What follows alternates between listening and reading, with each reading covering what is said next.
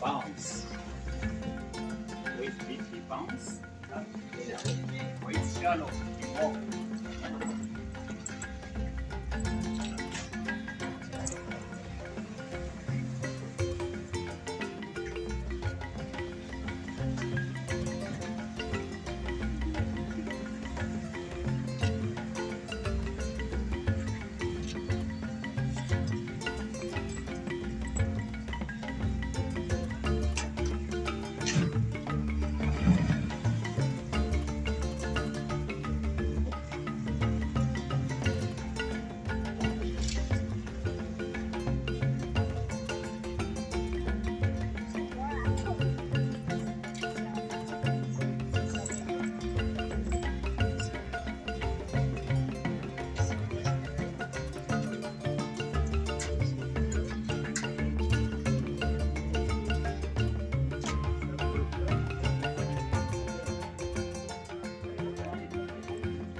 And yes, crocodiles swimming in the distance.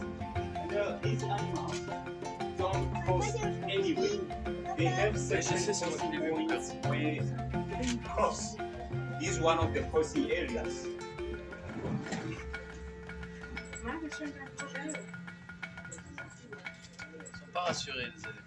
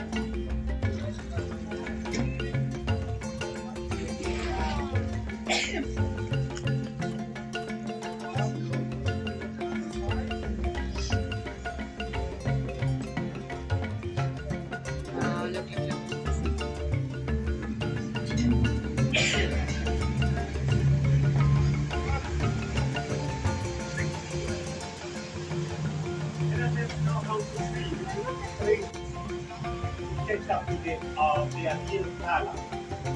Any other color you see different colors on elephants become identified type of mark.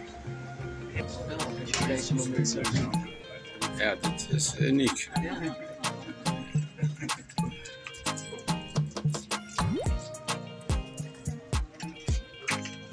Dit is een beetje groot, zoals we zijn kinderen hebben aangesproken.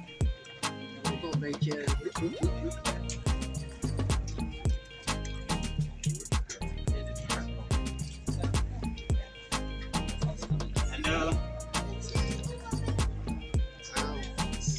Dit is echt mooi.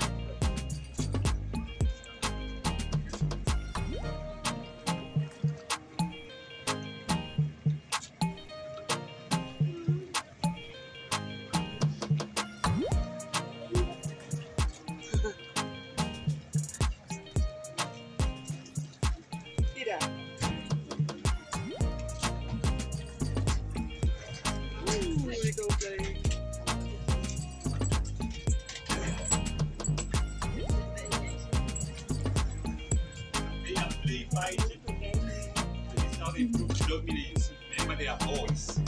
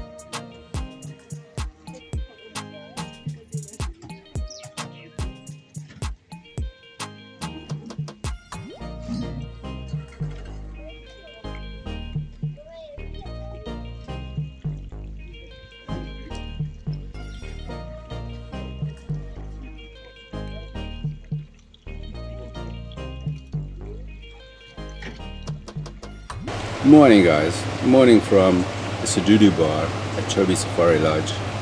I can't recommend this place enough. It's just fantastic, the whole thing.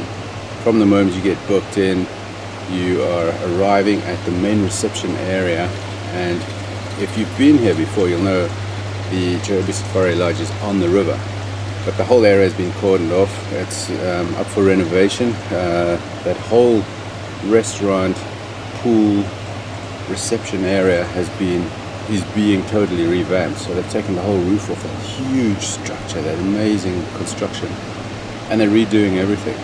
And that means you have to go across the road to check in at the Chobe Bush Lodge, which is maybe even more, I don't know, pretty impressive when you walk in there.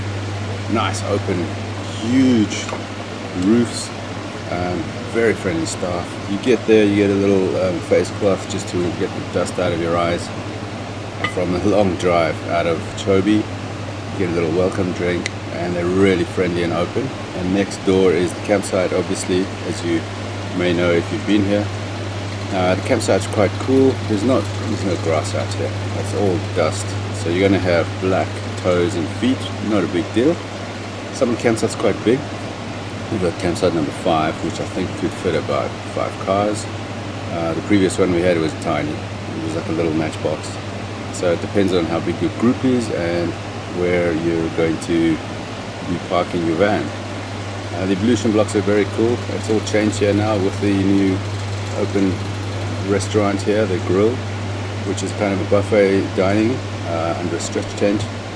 Lovely service, very cool. It's a lovely experience to do.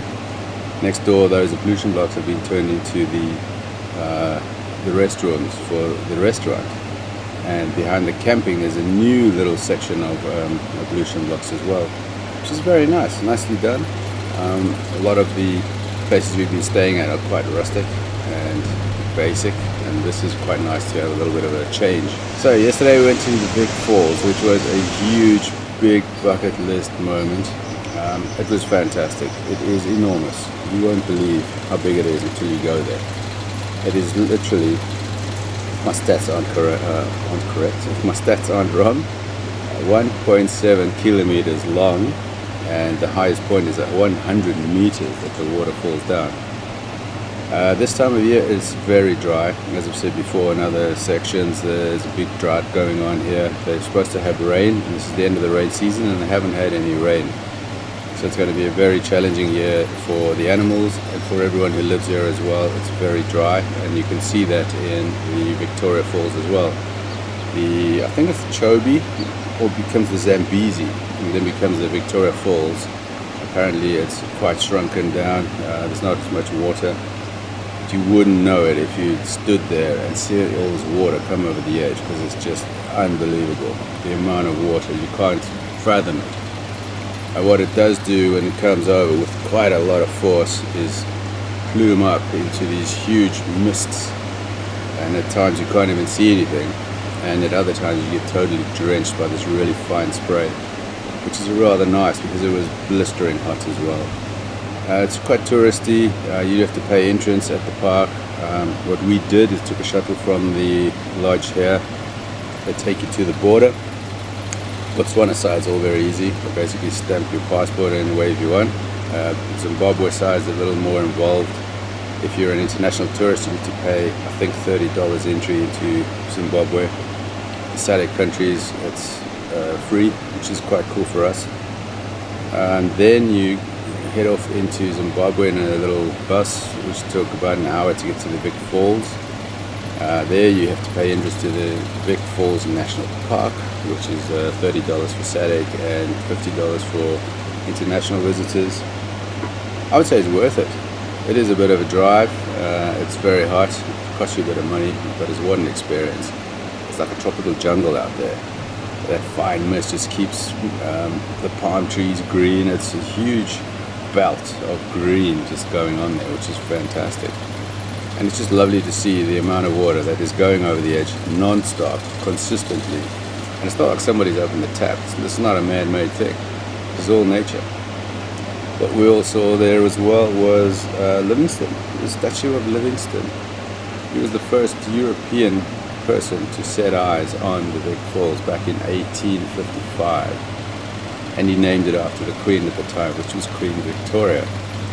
There's also a local name for it, which arguably they should be using, but they've kept Victoria Falls, they've kept Livingston. I don't know, let's see how that pans out, but what the ideas around that are, let me know in the comments below how you feel about it. I think it's cool. The guys came here, they explored, they found stuff, and they put it on the map.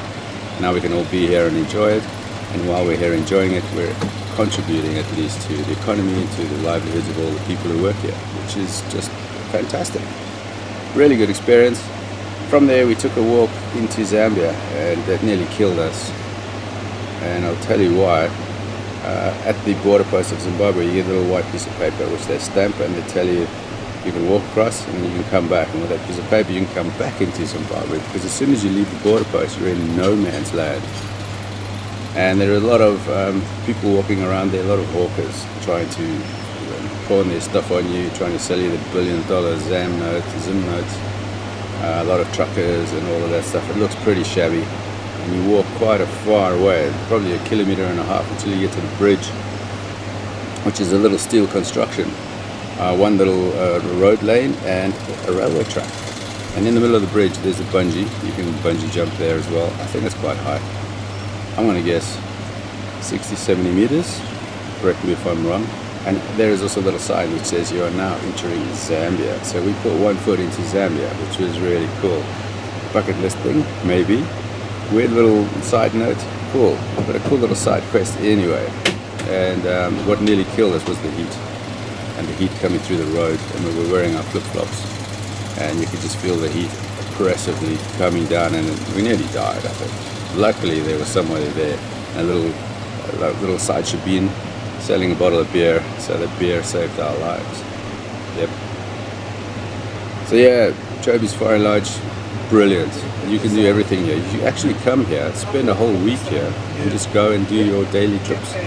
Do a trip along the Chobe riverfront safari, do a boat ride, sunset cruise, which is really nice. Come here, have a sundowner, go to the big falls. You can go tiger fishing, which we didn't get to do this time, so we'll have to come back. There's no choice. You can do river cruises, little private boats. You can go exploring in town, do a cultural tour if you like. You can take a safari game viewer into the Chobe, which is literally next door, and spend a whole day or a half day and go and do that. You can hop the border if you like. Bit of fun, bit of an adventure. It's just a fantastic place to be, and this lodge itself is just brilliant. And to come here as a campsite guest and have access to everything is just next level. So I can't recommend it enough, as I've said. I'm quite curious to see what it would be like next year when the safari lodge itself has been done, because the bush lodge is not on the river's edge, and that does make it a little bit more charming, a little more energy for me. We also did a sunset cruise on one of those boats. Yeah, it's very touristy, but it's very nice actually to see the animals from the river instead of viewing the river from the road. There's quite a lot of animal life out here, a lot of buffaloes, a lot of hippos which you see grazing out during the daytime, which is unusual for them. And we were told that's because the competition for the greenery, for the, let's say, food, the nourishment if you like, is so big between the elephants and the buffaloes that the hippos need to do that, because if they only come out at night there's probably nothing left. So quite interesting to see a lot of those on the land. A lot of elephants, mega amount of elephants. As a hippo, a crocodile just relaxedly floats by right here, which is cool. Elephants also, it was nice to see them swimming through from the island onto the mainland, which was really very unique to see, which we've never seen before. Very nice experience. Yeah, I would definitely recommend it. Come here, spend some time. BOTSWANA rules.